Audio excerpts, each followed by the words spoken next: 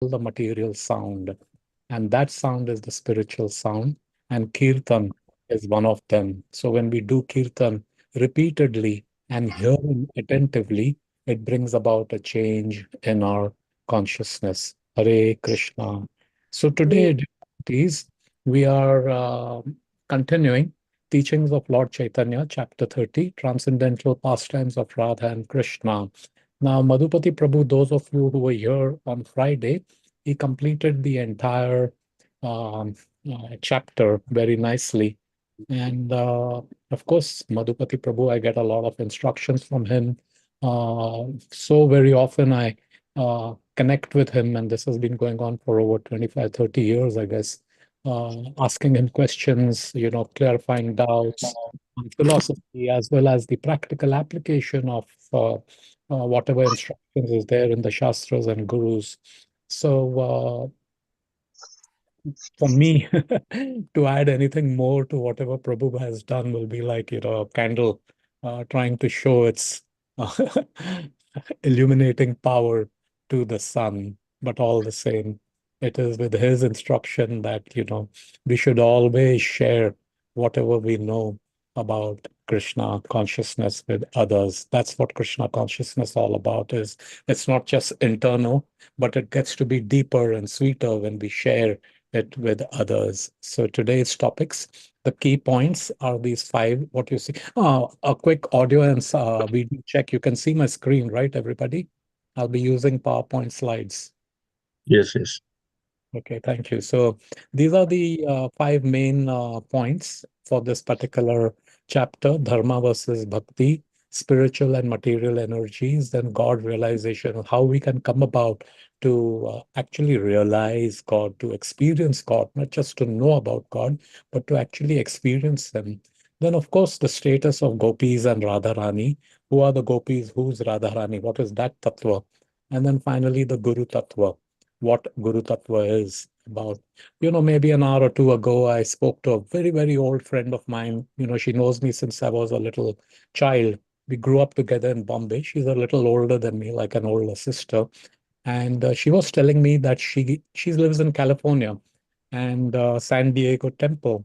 And she was talking to me about Dravid Prabhu, who does lectures Mondays to Wednesdays, Bhagavad Gita, and she was very interested in these spiritual topics. And little before that, I had some work in the bank, and that lady, the customer service Mataji, after everything was done, the transaction, whatever work I had, she's saying, "Excuse me, if you don't mind, can I ask you a question?" I said, "Yes." So she had seen my Kantimala. So she's saying, "Oh, are those Rudraksha?" I said, "No, these are Tulsi bees." And she's, what is it?" So we got talking and, talking about Krishna consciousness. And this is another instruction of Mahaprabhu, Yare Dekhe Taro Kaho Krishna Upadesh. Remember, you see, share the instructions over there. And it was such a nice experience. So interested, so much of curiosity and so much of enthusiasm in wanting to know more. And I was reflecting on my drive back that there are so many people who are looking. There's a famous YouTube song, and I still haven't found what I'm looking for. If you know that, if you people listen to anyone listens to the Western music, and I still haven't found what I'm looking for. And here, what we have, what Prabhupada has given us, what all the Guru Parampara has given us, has literally the answers to everything. So every day in the morning, Bhagavatam class, in the evening, Krishna Katha, like currently we're doing Chaitanya Charitamrita, the teaching, the summary teachings of Lord Chaitanya. That is what is so valuable, that it has all these answers that anybody can have, not for a particular time, place, circumstance, eternally. That's what the Shastras are, eternal. Hare Krishna. So we'll go to the first one, Dharma versus Bhakti. Now, of course, we all understand the word dharma. It is used many a times, and especially those who are from the Indian subcontinent will understand. Typically, dharma gives some idea of religion. It has many meanings. It can give some idea of what your duty is. It can give some idea about what the essence of a person, living entity is. So there are many. So over here, what we'll talk about dharma is religious activities. And these dharma has four main categories. That is, it's called dharma, religious activities, dharma, artha, kama, and moksha. These, Hare Krishna, Haribo.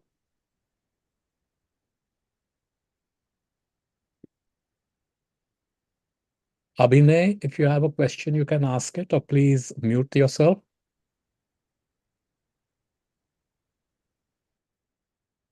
Hare Krishna. Sorry about that. So, these are these four sections when we talk about religious activities. So, what is dharma? Okay, dharma in this context is the duty, and it follows the socio-spiritual order, which is known as the Varnashna Dharma. There's the spiritual aspect and there's the social aspect. And why you have this Varnashna Dharma is so that we can regulate our behavior and gradually elevate that consciousness. In absence of this, it's just kind of animalistic living of eating, sleeping, mating, defending. These four activities even an animal does, right? Human beings also engage in that, only in a more sophisticated manner. So, what is the difference between human and an animal?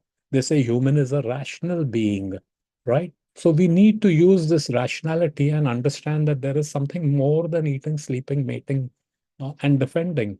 For that, we need to be regulating this behavior. Regulating what?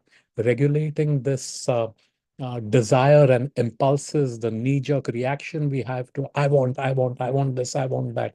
All the time, the mind is compelling us to go here, there, things like that. So when we have the Varnashana Dharma, it kind of sets a boundary around this, and you operate within that framework. So your consciousness can gradually get elevated. And when you do that, Artha, that is your economic development. That means what you do for a living, for example.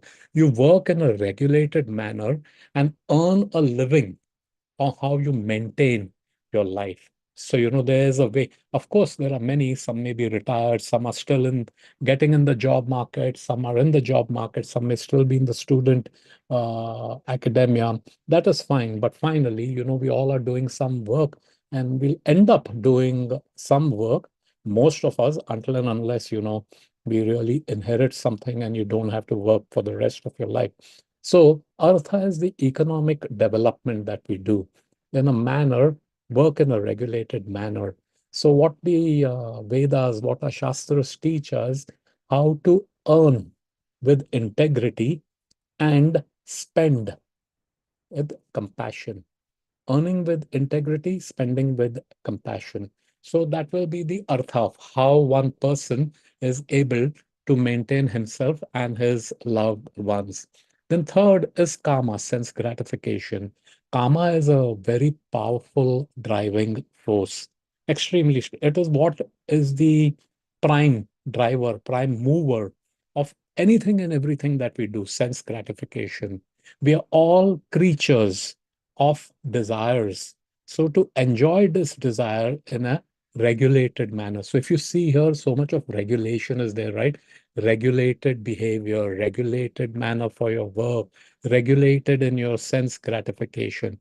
And when there is regulation and discipline, you can get to what is called moksha. Moksha is liberation. Liberation from what? It's a kind of a relief from the miseries of what this soul is always caught up in: birth, old age, disease, and death.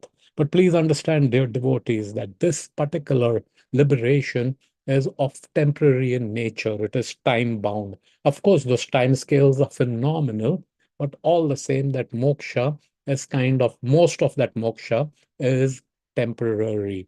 Hare Krishna. So we spoke about religious activity. There is some understanding of religious activity. A very important point which Prabhupada raised: religion, philosophy without religion is mental speculation. People could be, they call them the armchair activists or the armchair philosopher. They'll apply their mind in terms of some intellectual pursuit and try to figure out, oh, why is it like this? Why is it like that? You know. So There is no basis. Actually, what is religion?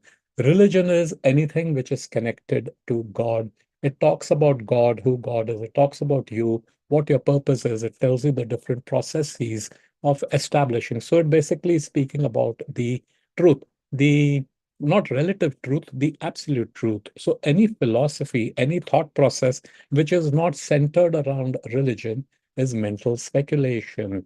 And any religion which doesn't have philosophy, philosophy is understanding the way things are, the nature of things, in its absolute sense, is simply fanaticism. And we know that the fanaticism, most of the followers of religion, whatever may be the designation of that religion, whether it's Hindu, Muslim, Christian, Baha'i, this, that, so many are there. Whatever it is, first of all, a half-baked understanding. People don't even understand. And even if there is someone who's reading their scriptures, whatever it be, the Holy Bible and the Quran Sharif or Srimad Bhagavad Gita, they put their own interpretation and their own thought process on top of it. And it becomes a khichdi. It's no longer the absolute truth. And then it is just simply fanaticism because they don't understand the philosophy, the nature of things, the essence of how things are as it is, right? So philosophy without religion is mental speculation, and religion without philosophy is fanaticism. So this is what we're talking about, dharma and bhakti. So dharma, yes, that is not bad.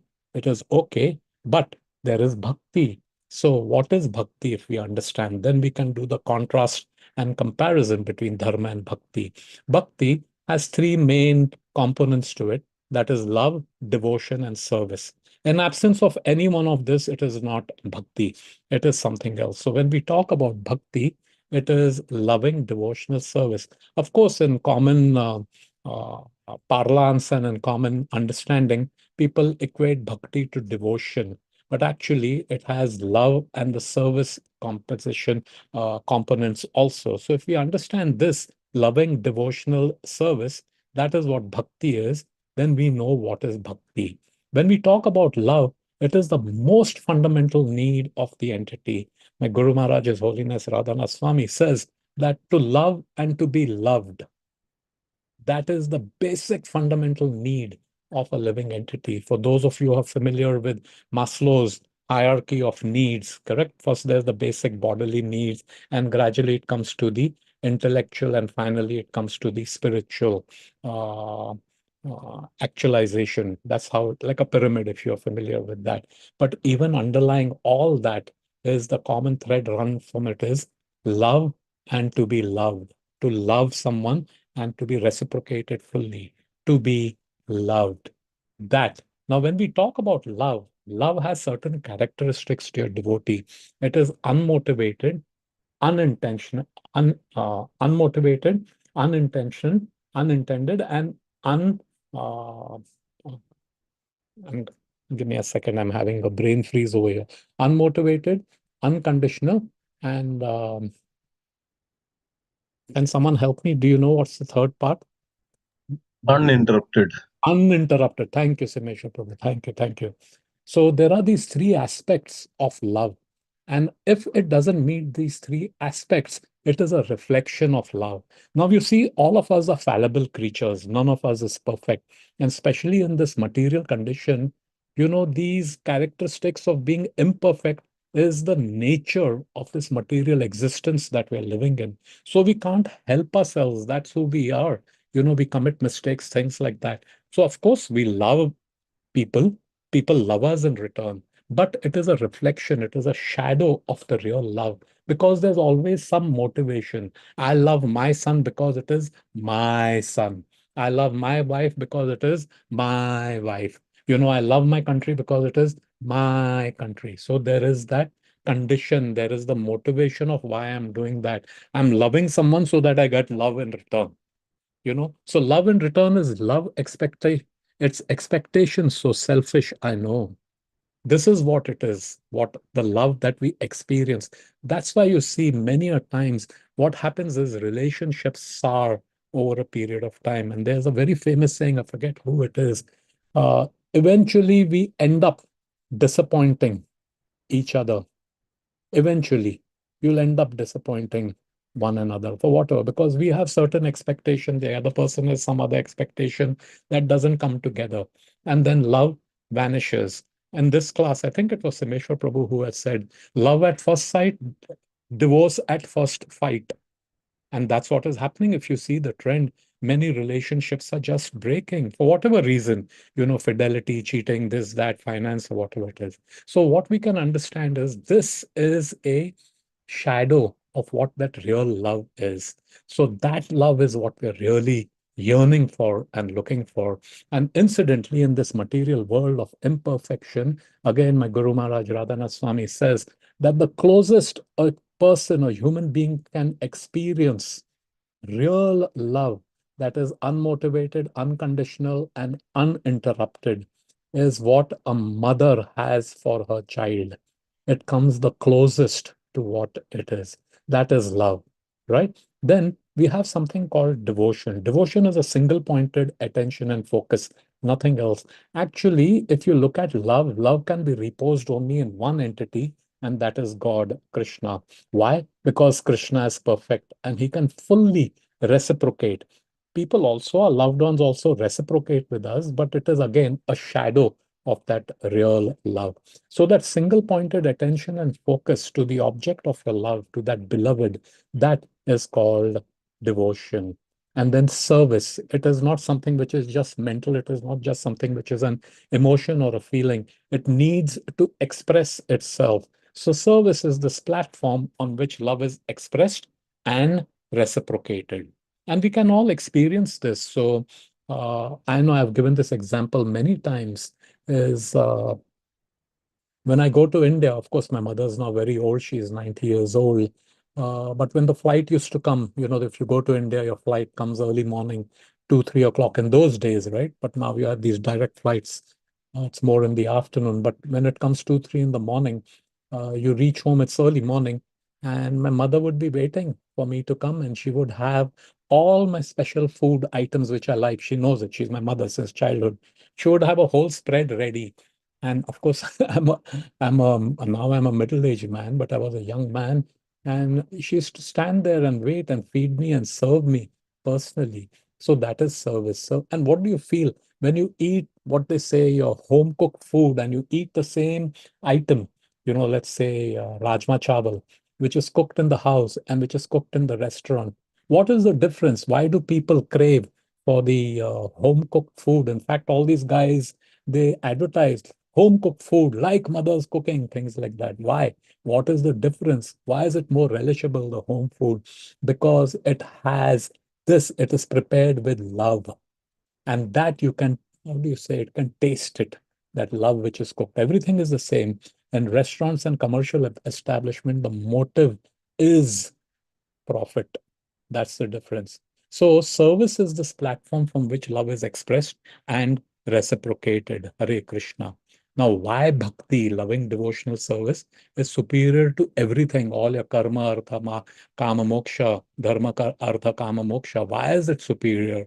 Because it is in our nature. Bhakti is in our nature. It's intrinsic to who we are, to love and to be loved. And it is related to Krishna. Krishna is known as the Akhil Rasa Rasamrita. Romapad Maharaj had given a very nice um, explanation. In our Sunday school several years ago, a child had asked, why is Krishna blue? We adults, we see things, we really don't get into a depth, but child is so curious. This kid must have been about 4 or 5 years old. We didn't have an answer, so we said we'll find out. And then we connected with Romapad Swami. And he said, well, Krishna is Akhil Rasa Rasamrita. He's the ocean of all the rasas. Rasas are the emotions and the relationships which is there. So he's the complete. And each of these emotion and relation is designated by a color. And when we see in our day-to-day ordinary life, colors evoke emotion. When we see painting, when we see in nature a beautiful sunset, it evokes a certain kind of emotion. Now, each of this has a distinct, so each one of us has a unique relationship with Krishna. Each and every living entity is unique, it's special, right? And that has a certain color. Now we know that there are these colors, correct? The Vibgyor, there are these seven major colors which are there. Now, there are so many hues in those colors. It's literally infinite. So there are infinite living entities and there are these infinite colors. And when all these colors are amalgamated, it becomes the beautiful color of Sham Sundar. That's why Krishna is Sham Sundar. That's why Krishna is the color of the dark gray rain cloud. So if you see a rain cloud, it is kind of grayish, bluish. So that is what is it, right? So Akhil Rasamrita, only Krishna can fully, fully meet our requirement of wanting to love and to be loved. And most importantly, love is something which is internal, external. It is not dependent on circumstances. It is nothing external. No matter what, it is love. Hare Krishna. You know that pastime, right? Of Krishna having a headache. And he said that only the dust of the lotus feet of my devotee, I need to rub it on my forehead, and only then will I be able to get cured. And they went and asked all the different devotees, and everyone says, no, no, Krishna is God. If I do it, how can you put your feet on God's head? Feet are the lowest, and the dust of my feet, which is all dirty, how can you put that on him? He's so pure and he's God. You can't do that. It's an aparad. Went all the way. Then finally they came to Gopi, and the Gopi said, yes, yes, please come, come. They sat down and started scraping all the dust from their feet, and they gave him, here, take it. And the person who was collecting says, hey, aren't you afraid you'll go to hell? It's such a great offense. They say, we don't care if we go to hell or anywhere. As long as Krishna gets relief from that headache, we can't see Krishna suffer. That is love. It is not dependent on external, whether I go to hell, whether I get, because it has no expectation. I'm not doing, because if there's any expectation, it becomes, in Hindi, there's a word called vyapar, not pyar. Pyar is love. Vyapar is transaction, a business transaction. And this business transaction comes in a mentality. We go and pray and we ask God, oh God, let me pass in my examinations, let my business be successful, and I'll give you one coconut. That is vyapar, that is not pyar. So bhakti teaches us that love, that unmotivated, uninterrupted, unconditional love. Hare Krishna.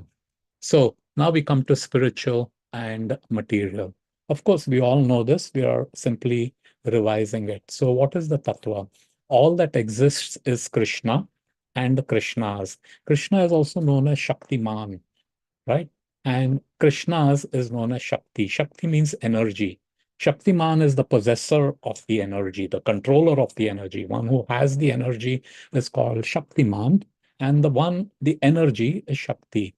So, dear devotees, please understand that Krishna is infinite and he has infinite energy. We cannot even estimate what all energies he has. But broadly speaking, it is categorized into three major categories. Hare Krishna. So we have Krishna, who's the Shaktiman, and then we have his energy. There is an internal energy.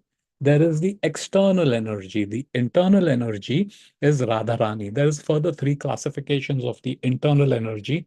Of one is Radharani, who is his pleasure. Krishna is the supreme enjoyer, and that energy to enjoy is Radharani. It's called Ladani Shakti. Yeah. So that is the internal energy. Then we have the marginal energy. The marginal energy is all living entities. Living entities, our mind goes to just human beings, but no, dear devotees, there are 8.4 million categories of living entities. So your trees, your birds, your reptiles, your little crawling ants, the blue whale, and everything in between. That is a living entity. They fall under the category of the marginal energy. So the living entity is actually the jiva, the atma, the soul, correct? The jivatma is the living entity, which is the marginal energy. And then there are different bodies, these 8.4 million bodies that it can acquire. Hare Krishna. And then we have the external energy. So if you see, the internal and the marginal energy is called para Shakti. Para means superior. And then the marginal energy is the apara Shakti, is the inferior energy. Why? Why is this the case? I mean, Krishna is Krishna, right? But why is this distinction between what is spirit and what is matter? You must have figured out the external energy is the material energy, and the internal and marginal is the comes under the category of the spiritual energy. So why is spiritual energy called superior, and why is the material energy called the inferior energy? So if we look at what is the attributes of the spiritual energy, it is the superior energy. It comes under the direction of an embodied person called Yog Amaya, and it is characterized by Satchit Anand.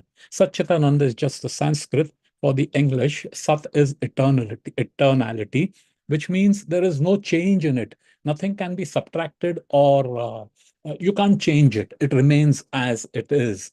Then Chit is that awareness, the potency of being aware. Okay? And because it's aware, it is active. So, for example, you see someone is in a coma, the person is inactive. He can't move his limbs or anything. However, or take an example of this desk over here. It is matter, it is inactive, it can't do anything on its own. But the living entity is chit, it is aware, and because of this awareness, it can remain active, it can do things, right? And then there is this bliss. Bliss is that what we feel. And this kind of bliss is exponential. There is we equate bliss with happiness. Yes, it is happiness, but happiness is, how do you say, um, just a sampling of what bliss is. Actually, happiness, what we experience, is temporary, right? But bliss is happiness with contentment. I mean, that's the best way I can explain it. When there is contentment, for us, our happiness is I eat one rasgulla, it bursts all the flavor in my heart, and so nice. I want to have a second one, third one, fourth one. But by the time maybe I'm fifth one, or maybe someone can eat 10 rasgulla, it becomes kind of stale, so to say, till such time certain time period goes and again I want to experience that, right? Whereas with bliss, it is full contentment is that when we experience, and it is always growing. It is always growing, this bliss. So that's what the nature of this Atma, soul, or anything that is spiritual. It is Sat Chit Anand. Keep this, it's a very basic differentiation. You'll understand based on the characteristics, right? And keep a very important point. Life comes from life. Spirit is alive, right? And any life that comes forth has to come from spirit. Of course, material scientists say that, oh, the human body is just made up of all these chemicals and, different combination of chemicals, this, that, and all that, the amino acids and proteins and all that. And all this wonderfully developed into this consciousness, what we have. Yeah. But that's not factual. And we'll see why and how. So, the process of understanding the spirit, the process of living on the platform, which is not material but spiritual, who we are, aligning ourselves with who we are, is called the bhakti process. Hare Krishna. Then we come now to this matter. What is matter? Matter is exactly the opposite. So if you see over here, characterized by Asat, Achit, Nirananda. So what it is it comes under the direction of Mahamaya. Mahamaya is popularly known as Durga Ma, Shakti, no? Durga Ma. So she's like a jailer, and this material world is linked to a prison. I mean, it is considered to be a prison for the jiva. It is temporary and always changing. We can see that a body, when we were children, it was something different. Now, as we age, it's getting to be different, right? In fact, as we are speaking right now, our cells are undergoing at the cellular level. There is change which is happening. And every 7 years, the cells are completely replaced. That's what is happening, always changing. Ignorance, inert, there's nothing it can do on itself.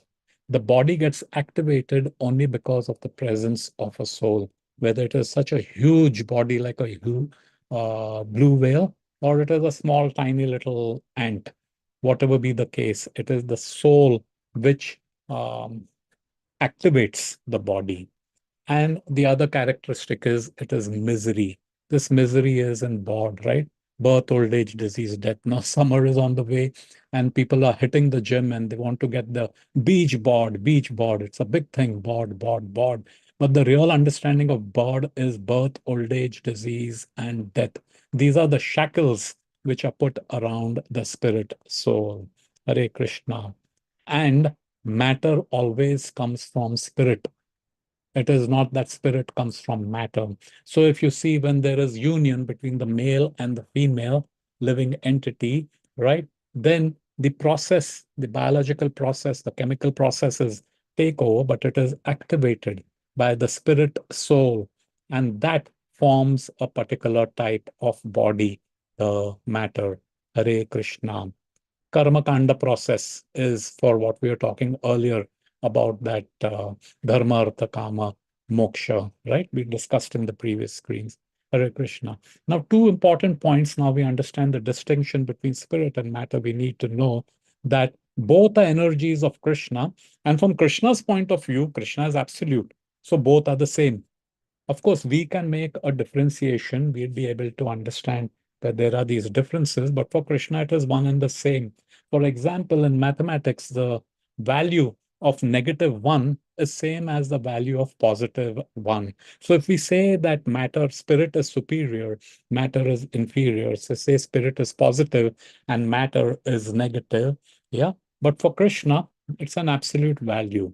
Both are energies of Krishna, and even matter can be used in the bhakti process. That's the beauty, Yukta Vairagya principle, that anything and everything can be dovetailed and made into spiritual, right?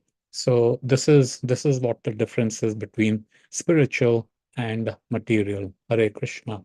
Now we understand spirit and matter. Now let's see what is the God. There are three stages of God. God is very common. I mean, even in day-to-day speaking, there are, oh God, there was one professor of chemistry of a very famous college in Bombay, and it was his retirement ceremony, and all very well liked by all the students. So there was a huge gathering, huge function, and they invited him, please say a few words. And this is, I think it's a classic speech which this professor said. He went up on the stage and just said three words. Oh God, what am I going to say? My God, I'm saying it. Thank God I said it. That's it. And he walked off the stage. Just these three sentences he said. So over here we can see, oh God, my God, thank God.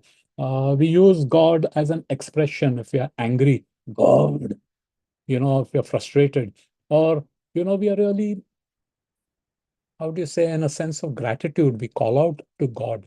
So we know, God. It's not that we are unfamiliar with this term, God.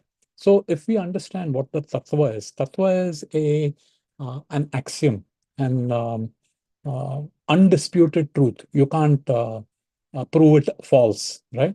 So and basically the shastras, scriptures are nothing but containers of all these different tattvas. So you have Bhagavatam says, Ete chamsa kalapumsa Krishnastu Bhagwan Swayam.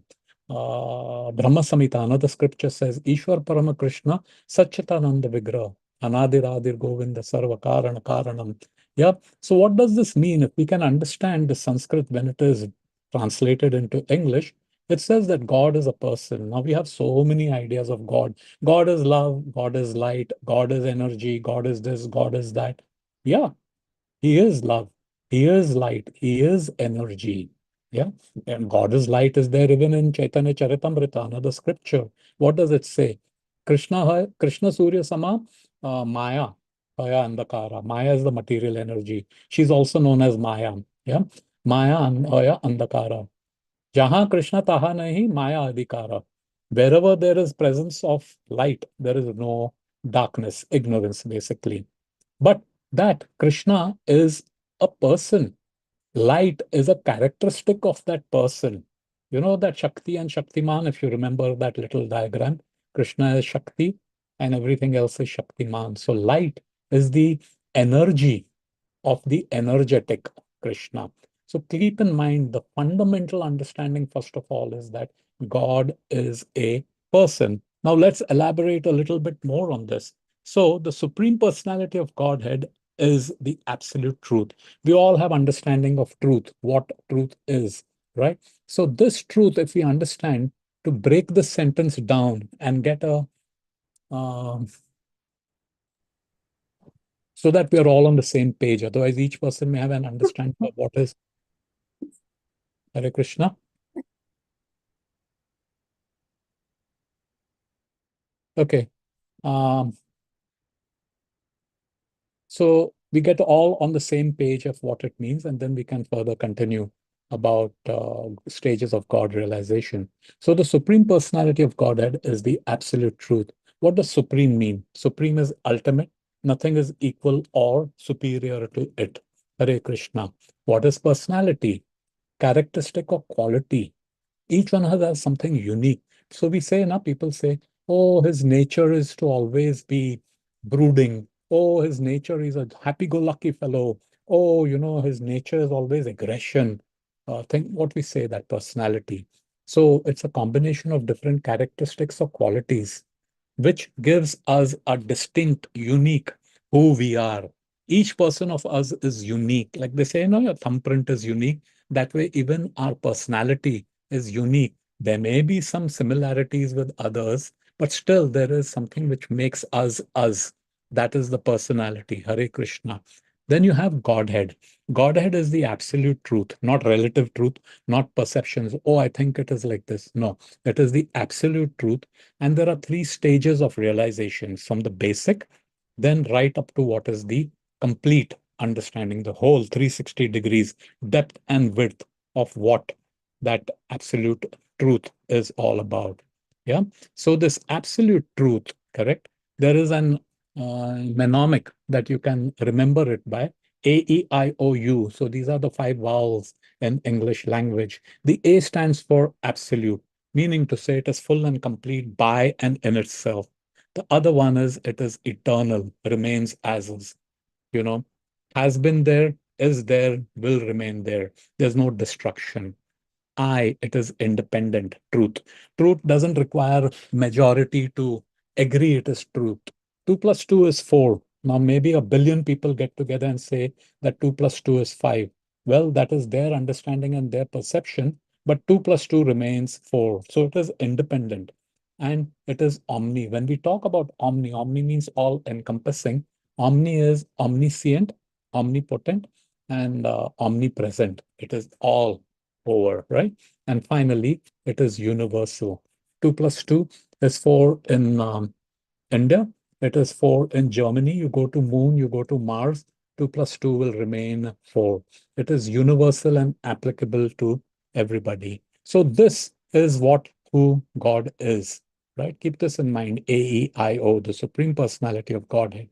So if we have this understanding, we can know, from partial to complete, how you get these realization. The first realization, which is just the basic, little bit of realization, is called the Brahman realization. Brahman means reality, which is likened to the Shaktiman, his effulgence. So one way to understand it is like the sun, right? So we see sun, where there is sun, there is sunlight and heat. So sunlight is that effulgence. Then there is the Paramatma realization, the localized aspect. So when you go deeper from the Brahman, you come to the understanding of Paramatma understanding. Paramatma is like the super soul or the expansion of Bhagavan, Krishna, in each and everything, all that exists with the living entity, even in this table. He's there even in the space as Paramatma between atoms. So an atom, just think about it. In the atom, there is space, and even between that space, even between those fundamental particles which make up, the components of an atom, Paramatma is there. So when you get deeper into understanding, it comes to the Paramatma understanding. And the topmost, the final understanding is Bhagwan. So a person who has Bhagwan realization, the person, right? The Bhagwan realization knows Brahman and Paramatma automatically. So it's something like kindergarten, and then you go through maybe high school, and then you go through PhD. So a person who is PhD already knows the ABCDs of kindergarten, or he or she may already know what was taught in the 10th grade. So this is the progressive realization. Now, what happens is that many a times some people choose to Brahman effulgence, realization. That's all in all, Hare Krishna. So Jnana Yoga limits itself to the Brahman effulgence and says, this is God and there's nothing more to it.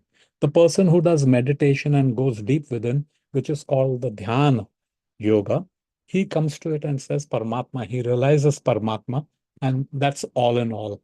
But a devotee, loving devotional service, by engaging in this activity, he gets to have up close and personal relation and experiences with Swayam Bhagwan.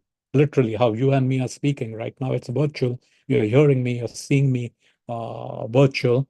That's what we can have actual experiences with Bhagwan. Hare Krishna. So now we come to Gopis and Radharani. This is a very, very, very esoteric and very deep subject. I'm not qualified. I can only make a little attempt in whatever I've heard. And I was also talking to Madhupati Prabhu before the class, trying to make sure that my understanding is right and I'm not just, making anything up, things like that. So, that's what I will do. There are two bhajans, and I will need your help. I'll sing the bhajan, and then I'll need someone to read this. And when it is being read, and as you're listening, okay, please meditate on this, the translation of this bhajan. So the first one is by Narottam Das Thakur. He is Champak Manjari in Krishna Leela. Narottam Das Thakur is from the Gaur Leela, and that describes what Vrindavan is about. So when we understand this, then we can go and understand gopis and Radharani. So it goes like this: Vrindavana Namyasthana Divya Chintamani Dhama Ratnamana Dhiraman Aram Abrita Kalindini Re Raja Hamsha Pelikare Tahe Shobhe Kanapa Amala Tara Madhya Hemapita Astadale Besatita Ashtadale Pradhanama Ika Tara Madhye Ratnashane Ashiyache Dui Jane Shama Sange Sundari Radhika Urupala Banyarashi Amiya Pariche Kashi Asha Pari Asha Sangha Shane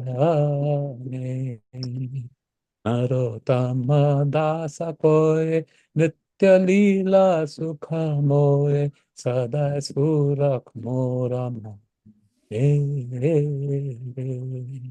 So sweet. In fact, this is one of the first bhajans. Our Path Pratiksha Shiksha Guru, His Holiness Bhakti Rasamrit Swami, he used to come, several years ago, maybe 30 years, early 90s, mid 90s, early 90s rather. And he taught us this bhajan, and I still remember it was in our living room. No musical instruments, nothing, just by clapping. And he says, okay, I'll teach you all this. So, our family sat around and then he sang this song. And we had that little Vaishnav song book, and that's where it read. So now I'll request some devotee to please read the first I can stanza. read, Prabhuji. I can read, Prabhuji. Okay, read. Go ahead, Mataji. Beautiful Vrindavan is filled with the Chintamani gems and many jewels, palaces, and temples. Many regal swans plays in the waters of the Yamuna, and in those waters a splendid golden lotus flower grows. What I will In the request devotees, no, Mataji, one by one, let the others also do it. What I'll request is when it is being read, you can please close your eyes. When you close your eyes, you can actually visualize this, what you're hearing. Second, is there some other devotee who would like to read the second? I can read, Prabhuji. Please. In the middle of that lotus is a golden place surrounded by 8 petals. On these 8 petals, the 8 principal gopis reside. And in the center, Lord Shamsundara and beautiful Srimati Radharani sit on a jewel throne. Thank you. Thank you. So you know the Ashtasakhis, right? So these Ashtasakhis, the gopis, the 8 principal gopis, there are 108 gopis. So you see, we have a chanting beads. Those of you who do japa, those of you who have taken vows to chant a certain minimum number of rounds, there are these japas, and the japa bead, if you see, is thick and it goes all the way to, it becomes smaller in size. It becomes, a fat one, and then there is the thin bead, which is the 108. So there are the 108 gopis, and out of those 108, eight are the Ashtasakhis, the principal, right? And you see some beads will have after eight, there is a string. So okay, these eight are there. And then there's the center bead. The center bead is representative of Shri uh, Krishna, Hare Krishna. Okay, can someone read the third verse? I can Hare read the Krishna, third one. Prabhuji, I can read. Okay. Go ahead, No, Prabhuji. Mataji, Yeah, go ahead. let's have a Prabhuji. Prabhu. Let's have a Prabhu. Two Matajis. Okay, We'll have Prabhu. Yeah, Prabhuji. Okay. Yes, yes, Prabhuji. The great beauty of the divine couple and their charming joking and laughter continually showers nectar everywhere. Narottam Das says, I pray that these blissful, eternal, transcendental pastimes of the divine couple may be always manifested in my heart. Jai Hari. So sweet. So sweet. Thank you, everyone who read this. See, just so beautiful these are, and these are the innermost realization of pure devotees. Champaka Manjari is one of the gopis in Krishna Leela. She comes here about 500 years ago as Narottam Das Thakur, and this is what is the expression of Narottam Das Thakur's heart. So he's recollecting these pastimes. So if you just meditate on it, they're joking and laughter. You see how beautiful this is. You know, I don't know if any one of you has small children, but when our kids were small, so Sachi Rani and we used to go to the, local park over there, and a lot of kids are playing. There's a lot of noise and children running around. And, just sitting over there, listening to that child's laughter, that child's laughter. It is uninhibited, it is spontaneous, that laughter. It just elevates your consciousness.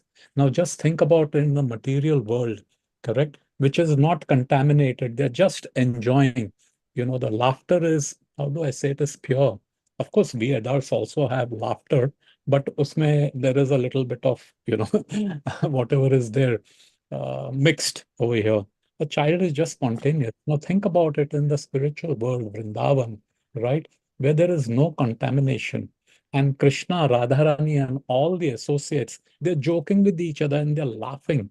So just try to visualize what an experience that may be. And this is what Narottam Das Thakur is praying for. May that always, that divine couple always be manifested in my heart. And this stage of realization is possible even to a person who has absolutely no qualifications of devotion or no purity or whatever it is. That means you, me, and all of us put together simply by following the process of bhakti. Now we can understand this is Vrindavan. We will see uh, what are who the gopis and Radha Rani is. So here is a tattva. Can someone read these 4 different sentences? Please volunteer, starting with Radha and Krishna. Hare Krishna, Prabhuji. Please read. Okay. Hare Krishna. I'm just trying to see if I'm reading for my phone. First one, Radha and Krishna are like stream. Okay. Radha and Krishna are like a stem of lotus that is branched into two. Thank you. So you can visualize this, right? So when this is being said, try and visualize. There's a lotus. Every flower has a stem. Yeah. So there are times you will see that a flower stem branches out into two.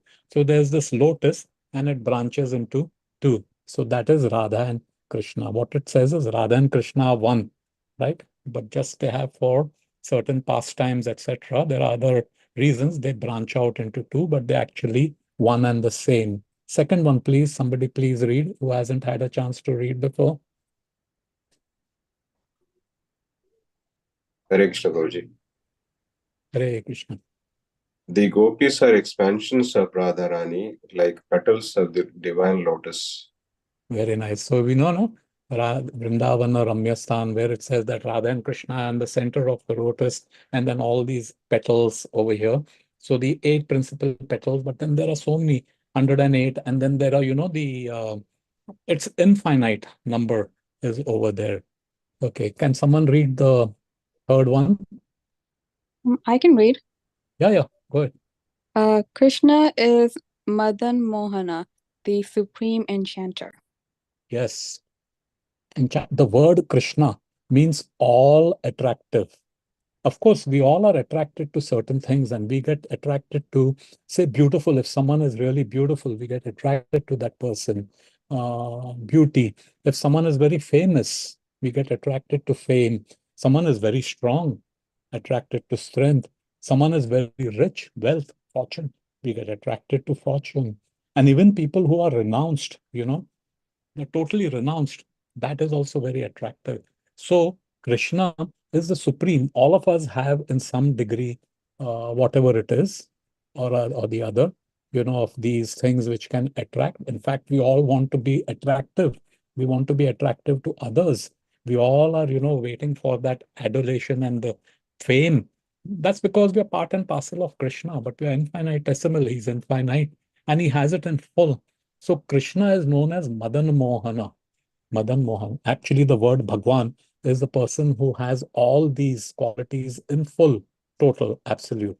So Krishna, the all attractive, is Madan Mohana. He enchants, the supreme enchanter. Someone read the fourth one, please. Radharani is Madan Mohini, one who enchants the supreme enchanter. Yeah.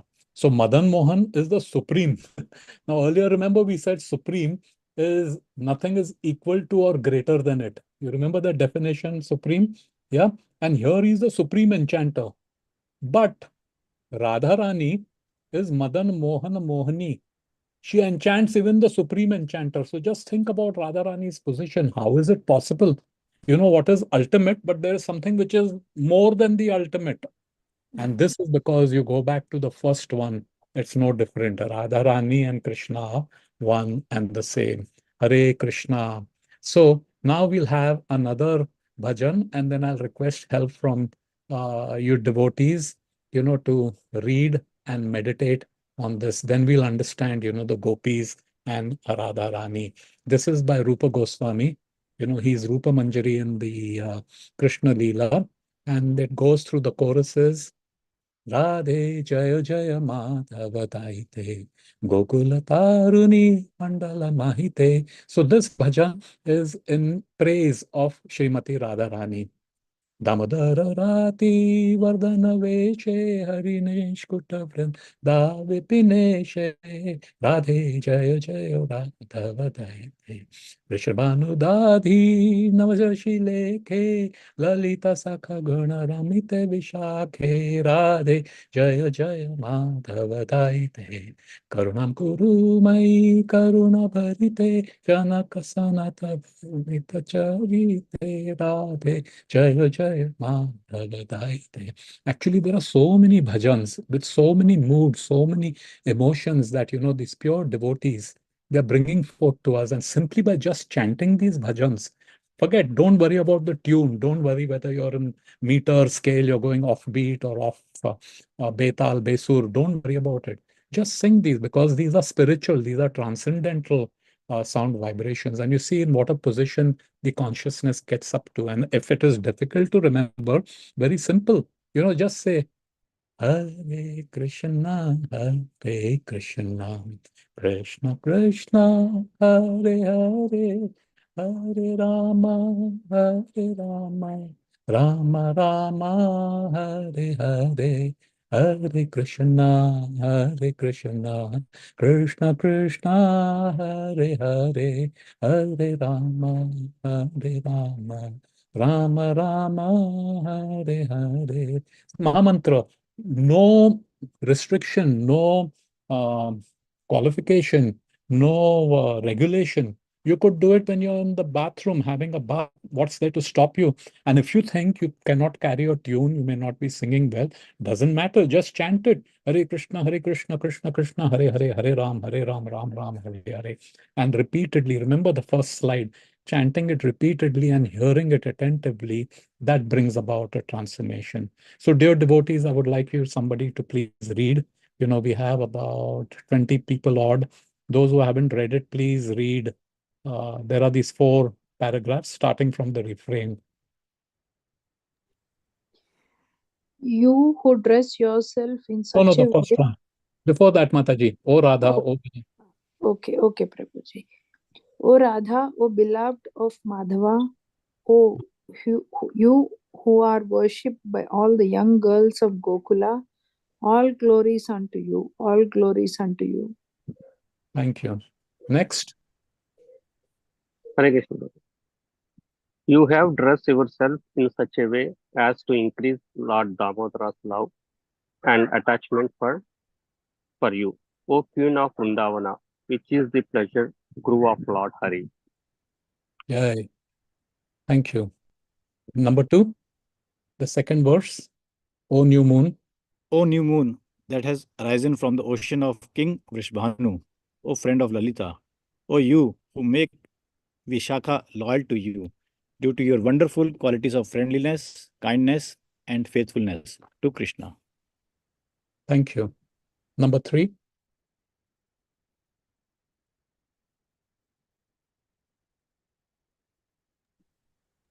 Hare Krishna, Prabhuji. Hare Krishna. Please read. O you who are filled with compassion, O you whose divine characteristics are described by the great sages. Prabhuji, what is that? Sanaka and Sanatana? Yes. O Radha, please be merciful to me. Hare Krishna. Thank you, Prabhus. It's very nice. So you see, this bhajan describes the qualities of Radharani.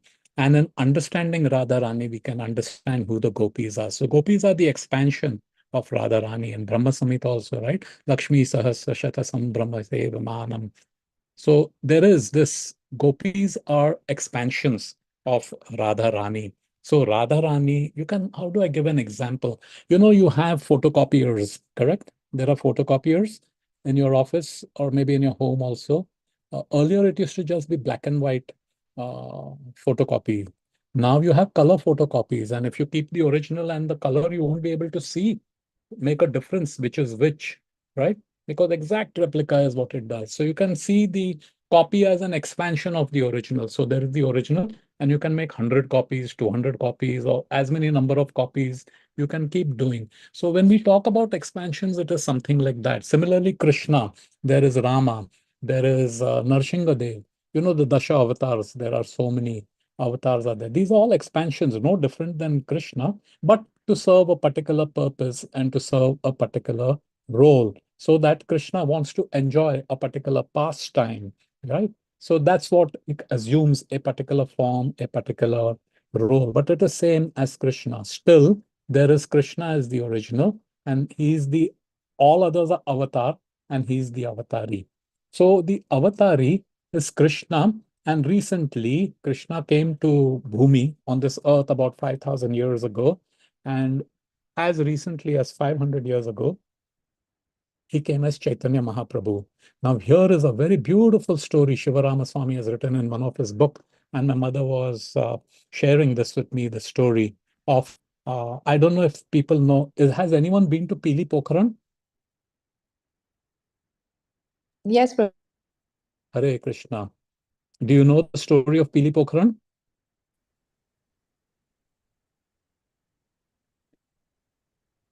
Yes, Pili Pokhar, right, Prabhu? In Barsana? Yes. Yes, Prabhuji.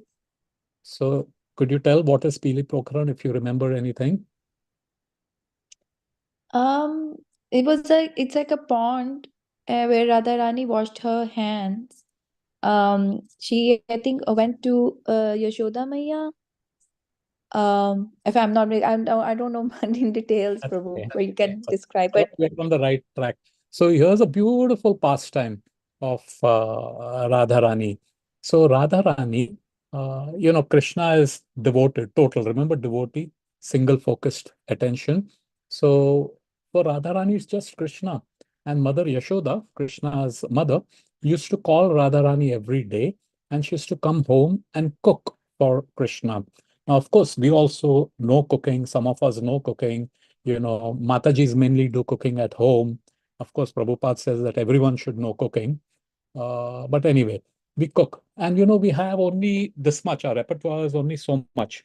And then we try. Those of us who are interested in cooking, we'll try Chinese, we'll try Thai cuisine, we'll try Italian, we try so many Mediterranean cooking and so many things that we try, right? But it's only limited. So if you see that, let's take Punjabi cuisine. Punjabi cuisine has what? Parathas, aloo paratha, they have rajma, maa ki dal, paneer makhani, this, that, and whatever it is, so much only is there, right? Matar aloo, jo bhi kuch hai, whatever is there. That's what is there. And if you look at the South Indian cooking, there's idlis, dosas, appam, uttappa, sambar, chutney. I mean, whatever you took, put everything together, and there's only so much. Now, Radharani's cooking, okay, not only is perfect, tastiest, but every item that she has cooked for Krishna is never repeated. Think about it. Always new, right? Another name for Radharani is Nitya Navina. Always new, always new, always new. Everything what she does is, new. So Mother Yashoda would call Radharani home, and Radharani would come, cook, and then she would go back to her home, which is in Barsana, some distance away. Now, one day, Mother Yashoda, Radharani was becoming a young girl. So, Mother Yashoda took Radharani's hand and put haldi. Now, those of you who are from India understand that this is a custom that when they're getting married, okay, they say there's a saying in Hindi, uske haath peele kar do, get her married. That means the hands are made with haldi. Haldi is considered very auspicious. Of course, it also has good medicinal properties of an antiseptic, things like that, anti-inflammatory. But it is symbolic कि अभी इसका this person is going to get married. So she puts her haldi on Radharani's hand, and Radharani, poor thing, young little girl, sweet, innocent. She asks, Maya, what is this? So, Yashoda Mai smiles and she says, go ask your mother. Go ask your mother. Your mother will know what it is. So Radharani comes out, and whenever Radharani goes to cook, her gopis also come. These Ashtasakhis that we were talking about. The gopis also come and assist her, cut the sabzi, wash it, whatever it is. So they go ahead, but Radharani stays behind because Mother Yashoda is putting haldi. So they say, hey, Radha, what took you so long? Now Radha is a little nervous and she's not sure what's going on. So she's hiding a hand behind her back. So they say, what are you keeping there? What are you hiding from us? And they go and pull her hand in front and they see her hand is all yellow, haldi lag gaya uske haath pe. So Radharani is like, very shy and awkward, and all the other gopis, they start laughing and giggling and all that. Like, ooh, Radharani is getting married. So, and Radharani, poor thing, doesn't know what's going on. She's saying, what's happening? What's happening? They say, no, no, we won't tell you. Go ask your mother. Go ask your mother. So Radharani is really kind of confused. And they come to this lake. Okay. And when they come to the lake, so Radharani says that, I can't bear it anymore. And she starts rubbing her hand in the waters of that little pond which is there. And as she's rubbing, Radharani's thoughts are always absorbed in Krishna, always 24/7. And as she's rubbing, she's thinking of Krishna. She's rubbing, rubbing, rubbing. All the haldi that comes off and goes and makes the water yellow, but not just because of the haldi. Radharani, incidentally, her complexion is yellow. Tapta Kanchana Gaurangi, Radhe Vrindavaneshwari. Her complexion is like molten gold, yellow, you can say. So that as she's rubbing, that bhava, that emotion, the sentiment that she carries of Krishna, the memories, the thoughts which she's having, that is also getting infused into that little body of water. And it starts spreading everywhere. From the water, it comes to the soil becomes this goldenish yellow color. It gets into the trees, the flowers, everything surrounding becomes the color of Radharani. And they say, chal, chal, chal, jaldi chal, we have got to go home. It's getting, it will be dark by the time we reach. So let's go. So they leave. Now, in the meantime, Krishna is a coward boy, right? So one of his scarf is missing, and Krishna comes looking, where his scarf is. And he reaches this place, and then he sees everything yellow, and he's kind of stumped. He's saying, what's going on? Now think about it. Krishna is the supreme knower, Chit, right? He's supreme. We are aware of this much. He is perfect in his knowledge. How can he not know? This is the beauty. The enchanter gets enchanted. So that is Radharani. Keep this in mind, dear devotees. He's saying, what's going on? I think this must be the work of a demon. You know, someone has made this all yellow. He doesn't know Radharani has come and washed her hands over there and has infused, who she is. The essence of who she is in that water. So what he does is he says he tests the water. And when he puts his finger in, he gets a kind of an electric current, and then he goes a little deeper. It just is drawing him more and more. Finally, Krishna goes fully into the water and he's submerged. Only his peacock feather, which he wears in his head, only that could be seen moving around and he has such joy, such bliss he's experiencing. And when he comes out, Shama Sundar becomes Gaura Sundar. Remember Sham Sundar, the color of the dark blue, the dark rain cloud. That is Krishna's complexion. But when he comes out, he is golden, like Srimati Radharani. And this is how Sham Sundar becomes Gaura Sundar. Krishna also could not understand who Radharani is. Krishna is trying to figure out what is it there in me that Radharani, it attracts her so much that she's so devoted. What is Radharani feels, for me? What is that ecstasy which she gets? He wanted to experience it, and he takes this role of Gaura Sundar. So the Avatari Krishna, Sham Sundar, and Gaura Sundar. So this place is an extremely holy, holy, holy place, Dham.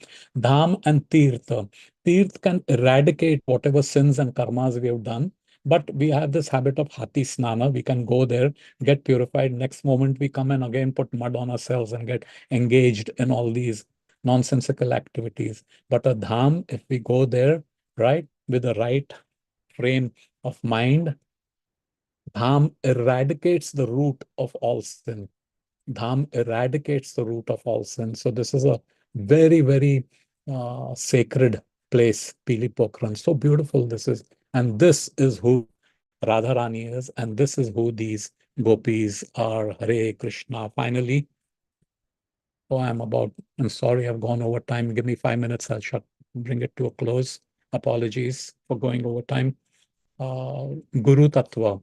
What is Guru? So Guru means in Sanskrit, one word for Guru is someone who is heavy. Yeah. Heavy with what? Heavy with the scripture, Shastra knowledge and realizations. Knowledge put into practice becomes realization. So the practical application of knowledge is realization. And he's a teacher. We all understand this. Guru is a teacher. But most important, a guru is, first of all, and remains a student in the disciplic succession called the Guru Parampara. Now, very, very important, dear devotees, a guru's physical, his height, his race, his caste, what ashram he's from, he's a sannyas or he's a grasti or he's a brahmachari, does not matter. And it should not be a determining characteristic. Many a times what happens is the affinity that, oh, I have an Indian body, so I'll have an Indian guru, maybe he'll understand me better. Nonsense. It doesn't work like that. Guru has nothing to do with external. Guru has to do with the spirit, the soul. Yeah. And he's an acharya. There's achar and there is prachar. Achar is behavior, prachar is what is spoke, vani. So guru is someone who walks the walk and talks the talk. Yeah. He is someone who lives what the Shastra is about. He's the living example of what the Shastra is. Of course, if you need more details, there is the ISKCON disciple course. Now it is mandatory. Anyone seeking initiation has to go through this ISKCON disciple course, because just as there are qualifications of a guru, there's also qualification of a disciple. And when both we have a good understanding of, that's when we can take the commitment of, surrendering and taking Diksha from a guru. So here's the site you can go to, iskcondisciplecourse.com. And in our temple ICNJ, periodically we also conduct these programs. It's a 2-day weekend. I think six hours, if I'm not mistaken, on a weekend, Saturday, Sunday. And there is a test after that. And based on that, the person says that, yes, he's qualified to be a guru. Hare Krishna, Srila Prabhupada ki jai. Dear devotees, if anyone has a question or a realization or a comment or any mistakes I've made, any correction, please unmute and share your thoughts. Hare Krishna.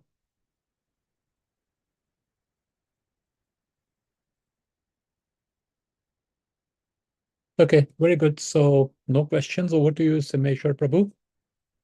If you could bring it to a close, please. Hare Krishna. Srila Prabhupada. Hare Yeah. Krishna Prabhuji. Ah. Dharma Pranava Gosri Prabhupada. I exactly joined in like later at 15-20 minutes, but whatever I have heard from you is very, very nice and very enlightening to hear the story about the Pili Pokhar. And it took me back to those grounds where I sat and observed the lake is still yellowish green. And it's a beautiful picture of Radha Rani sitting like they have painted, and then you can visualize that Radha Rani sitting on the stairs or washing her hands and all. You have narrated the story very beautifully and took Thank you. All credit belongs to Shivarama Swami. back to that memory lane. It's very well narrated. Thank you so much. Thank you. All But it was credit very nice. Thank you. Swami. Thank you. Really Shivarama appreciate it. put it in his book, Mataji. And my mother read that book and my mother shared it with me. The story. So bhakti is a very, very sweet process, very, very sweet process. And there are so many, and each of these pastimes, they're so tender, they're so sweet, it's so nectarian, and we just need to put a little attention, and it can really transform this consciousness. And we have actual opportunity to be present in these very pastimes, in this particular body, in this particular state of condition that we have with all our anarthas. That is why bhakti is supreme. So nice it is. So just make little attempt, And it's very nice. Today's a Kachi, Nirjala Kachi. Very nice to hear the stories to keep you engaged in Krishna consciousness. Yes, Thank you. I appreciate it. Yes. Srila Prabhupada ki jai. Hare Krishna. Thank you. Hare Krishna. So much, Prabhuji. Wonderful, as usual. So really, we were relishing that all the pastime on Nirjala Ekadashi. So our mind is totally in Vrindavan. You took us to Vrindavan. Thank you so much. All credit to Guru and Gauranga. Yeah, mind moved away from food. When will it get over?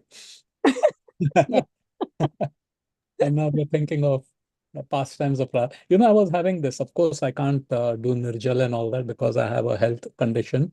Yeah, in the Shastras also it says you could take your medication and all that during Ekadashi, things like that. But I was just talking with Shatri Rani that when the mind is occupied, if you're doing some work, you don't feel so hungry. If you're in the office and you're working and all that, things are happening, the mind is occupied. You don't really feel all that hungry. It's on the way back home that, oh, I haven't had a drop of water since morning. I haven't had, I'm only been eating whatever, Ekadashi Prasadam, I want to have this, that, and all that. So the whole thing is the mind should be occupied. And what looks like austerity. So similarly, we try to occupy our mind with this, that, and whatever else it is. But if we occupy our mind by chanting the holy name, or if we occupy our mind with these pastimes of Radha, Krishna, the pastimes of Krishna's devotees, when we think in that, the more we think in that, we get absorbed. And when we get absorbed, we can actually visualize how this is playing out. And then all what seems to be an austerity and a penance and so difficult, it becomes enjoyable. We don't even feel it. So that's the whole thing, Krishna consciousness. Also, think like we are doing for the pleasure of the Lord and we love Radha and Krishna. They also get so much energy. Yeah, 100% right. Because see, just as our requirement is to love and to be loved, love. Yeah. Krishna loves us no matter what it is. Nandulal Prabhu, Hare Krishna. Nandulal Prabhu has said there is no sin you can commit that Krishna cannot forgive. No sin. Mm, There's no sin yeah. you can think about it. No sin you can commit that Krishna cannot. That much he loves us. That Mm, Krishna loves us. And little, not even just a little attempt. All we have to do be a little sincere. Doesn't matter if you're not perfect. It doesn't matter if you're not perfect. Little attempt we make sincerely, you know, you take one steps to him, he'll take 100 steps to you. And Krishna is like Vaman Dev, 3 steps, mm, see everything. So, yeah. this is what we need to do. And the problem is we don't have that sincerity. That's Mm, why discipline is required. That's why we need to make commitments of chanting certain rounds that no matter what. So when that commitment comes through the discipline, sincerity follows through. So this very. is the beauty of Krishna consciousness. Whole Mm, beauty, and it's practical. It's mm, practical. Nothing extra you have to do. yeah. Thank you. Hare Thank you, everybody. Hare Krishna.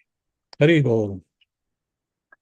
Haribol, Amritananda Prabhu, this is Gokul Priya, Dandavat Pranam, all goes to Srila Prabhupada. Hari Bol, Mataji. Haribol, Prabhuji, very nice class. I'm so glad I was able to join today and, all the pastimes you were sharing. And I was just thinking about it. You very rightly said that, we have to keep our mind engaged. And like Ekadashi, people try to get engaged in at work and everything. And actually, yeah, the mind gets engaged there, but it's not the right way. The right way is to really on a holy day, like especially Nirjala Ekadashi, like to engage in, any of Krishna's pastime and devotional activities, because it's not only good for the mind, for the body, but for the mind, and it also eradicates all our sins Yeah, and helps us advance. So it's such a yeah, great opportunity that we should take advantage of. And I was going to say that you were also, remembering your mother, and I was thinking about her. I think some 20-25 years ago when we used to have Bhakti Viksha together, she had visited you, and I was just thinking she was such a saintly person, and or whatever story she told me at that time, I still remember. So thank you're so fortunate to have her as your mother. thank you. I'll convey your words to her. I'll say that you're thinking of her. Yeah, she's now very old, Mataji. She's 90 years old. Body is not cooperating. But still, she's so filled with all these stories. And when we talk, she keeps giving all these little stories, which is really very sweet. Thank you. Hare Yeah, Krishna. it is very safe. Thank you, Prabhu. Haribol.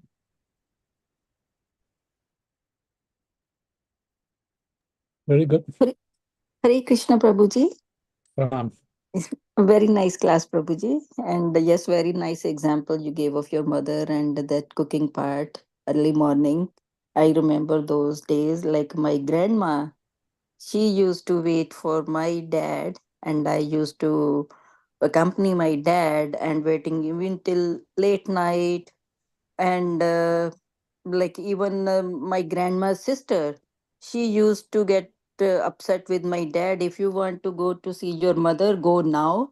It's getting late, and you have little daughter with you, or you stay here with us, or you stay here tonight and you go to see your mother like next morning. But my dad is talking, and a never ending conversation, and he wants to go to see his mom also, and auntie was on the way, and I'm watching all that. I cannot forget those moments. Those were so nice. And then by the time we used to reach my grandma's place, and she is waiting, and she knew it. That's my dad's nature. Okay, he will come late.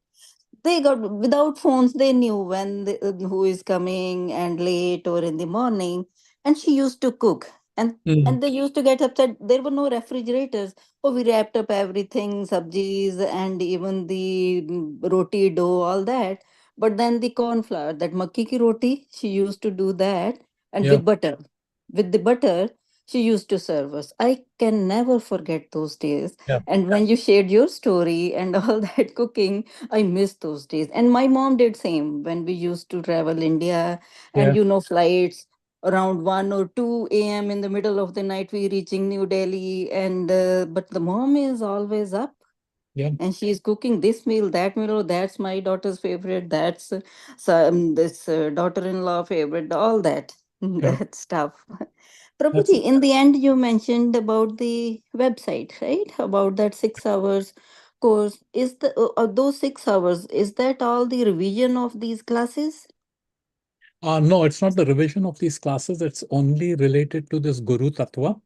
So people who want to understand who a guru is, people who are aspiring initiation would like to get more serious, more steady, determined, committed to this path of bhakti yoga. For them before they, so that they get a very clear understanding, because initiation is a serious commitment. Like it's more serious than marriage. Marriages are, the two parties, they decide to spend their life together.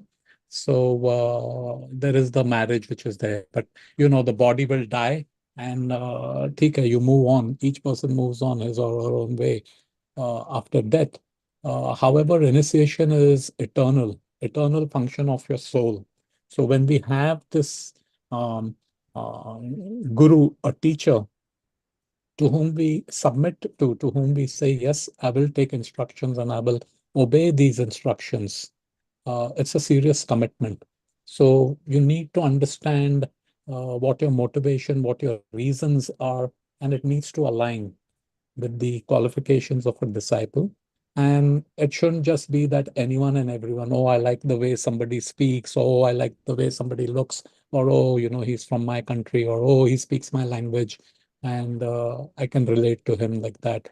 So this ISKCON disciple course puts this Guru Tattva and the disciple Tattva in great details. So at the end of it, you have a very clear understanding, and it will tell you whether how close or how far away you are from initiation. And those who can take this course and they pass the test, then they are able to, they get recommended. The temple president, leadership recommends the congregation member to the initiating guru, and then they conduct the formal ceremony for that. So ISKCON disciple course, it will give more information. So here is just a very small, small summary, Mataji, of Guru Tattva, because it was there in this chapter. But if people are interested to know more, um, we'll highly recommend going through this ISKCON disciple course. Hare Krishna. Hare Krishna, Prabhuji. Thank you, Prabhuji. But 6 hours feel like very less time. It gives you an overview, Mataji. It is enough for you to get it. But when you when you do the test, we think we know. Okay. Sure, That's when you come Prabhuji. to know. I I mean, six think hours is the material, but the reading and all that is a lot more effort. The course which is done, they can either do it online or they do it in person also. okay, I think we will know more. We cannot know without trying. Yeah, you have to. If there is the intent is there, Mataji, like they say, where there's a will, there's a way. But please don't, some people do initiation out of pressure that, oh, everyone else taken initiation, I haven't. Or some people will do initiation for, how do I say this? Oh, it's fashionable. Now I get a nice spiritual name, Amritananda Das. Oh, now I'm a Brahmana. I can go on the altar. Nah, that initiation is initiation is where you actually surrender to the instruction of the spiritual master. And surrender seems all easy, but it is a very difficult thing to do, because all of us, we have these anarthas in us. We can talk about surrender, but to actually be surrendered, in that humble state is, it takes a lot of practice and correction and things like that. So it's better that we know fully, clearly, and then we can be ready for initiation. I mean, it's something for initiation, it is highly recommended. We have this one lifetime. Mataji, recently I was diagnosed. I had some health condition, and the doctor gave me the worst case scenario. They had to do some kind of a procedure. And they say that the risk is, less than 1% is death. Less than 1% is death. And I was reflecting on this particular situation. At least I know if I do this procedure, there is this percentage less than 1%.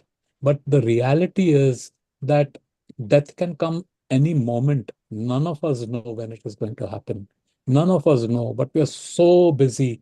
We are so busy doing other things in life, so busy doing other things. And ठीक है, थोड़ा बहुत अभी भक्ति भी कर लिया हमने. We do little bit of this, we do little bit of that, little bit of spiritual thing, and what we do. But actually, this life, there is no guarantee in life. The only guarantee is death, and we don't know when it happens. So how we utilize whatever time we have, that is what matters. 2 days back, I'll share this and we should end the class. Akhilesh Prabhu, dear devotee and friend of mine, we were talking a couple of days ago on the weekend. And right now there is this cricket match going on, T20. So we were talking about, the different formats of the game, Test cricket, One Day International, and T20. Now, someone may think, why are devotees talking about cricket and things like that? But Yukta Vairagya, and this is what I appreciated, even for something which seems so mundane, there is a lesson and an instruction which you could apply to your sadhana. So Akhilesh Prabhu said that, we were discussing about T20, the pros and cons and things like that. And then he says, Prabhu, our life is like a limited over match. Limited over means like only 20 overs. It's a limited over match. And, kabhi out, when somebody gets out, you don't know. You really don't know what life will throw at you. Everything is going normal. And then all of a sudden, Romapad Maharaj said, there will be a day you get up from your bed and you won't go back to sleep in it, or you're sleeping in the bed and you won't awaken from it.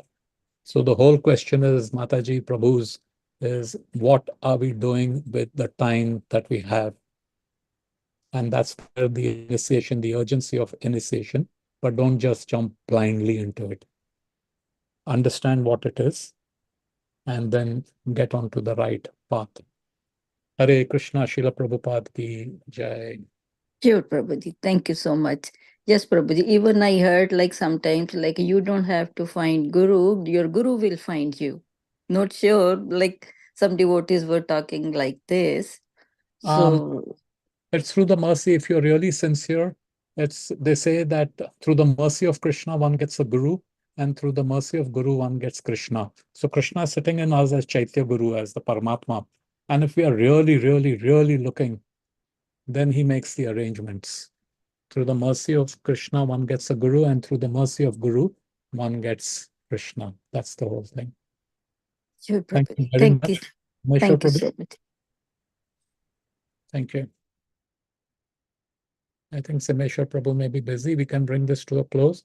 Vanchakalpatarubhyascha kripa sindhubhya eva cha patitanam pavanebhyo vaishnavebhyo namo namaha. Srila Prabhupada ki jai. Granthra Chaitanya Charitamrita ki jai. Samaveta Gaur Bhakta Vrinda ki jai. Nitai Gaur Premanandi Hari Hari Bol. Thank you, everybody. Hare Krishna. Hare Krishna. Hare Krishna. Thank you.